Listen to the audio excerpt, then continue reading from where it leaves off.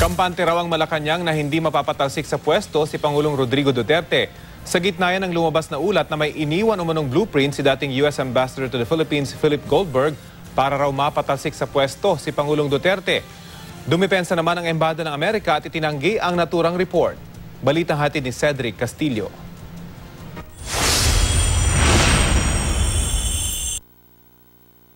Inilathala ng pahayagang Manila Times ang di umano'y detalyadong plano para patalsikin sa pwesto si Pangulong Rodrigo Duterte sa loob ng 1.5 taon. Ang umano'y utak nito, si dating US Ambassador to the Philippines, Philip Goldberg, na dating binatikos ni Pangulong Duterte dahil sa umano'y pakikialam sa eleksyon at mga issue sa bansa. Sa dokumentong nakuha raw ng Manila Times mula sa isang source, nakapaloob ang di umano'y blueprint ng ouster plot.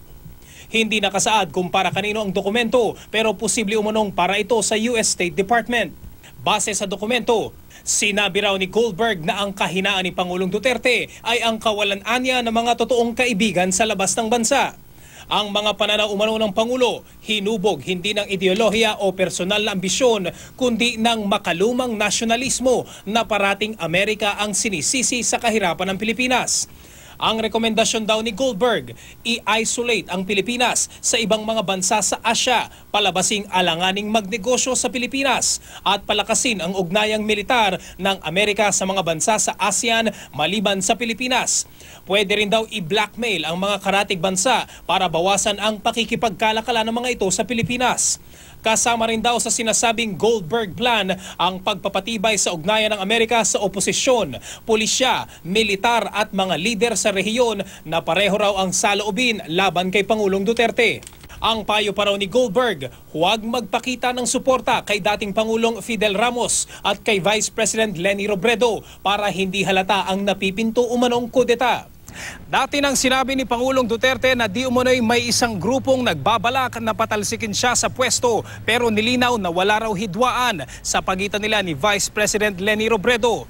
Itinanggi na rin ng partido ni Robredo ang di umano'y planong kudeta laban kay Duterte. Sa isang pahayag, itinanggi ng US Embassy ang paratang. Nire-respeto raw ng Amerika ang soberanya ng Pilipinas at paghalal nito ng mga pinuno.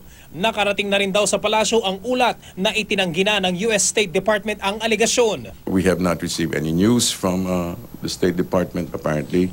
As far as I know, as far as I've been informed, the State Department has denied anything of this sort and has denied participation of anything of this sort. Pero kung may nais man daw magpatalsik sa Pangulo, mahihirapan daw ito dahil malaki raw ang tiwala ng taong bayan sa Pangulo. The President continues to enjoy the trust of the people, and the people on the ground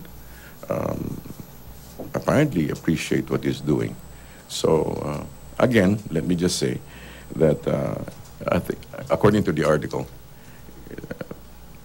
whoever attempts this will find it difficult.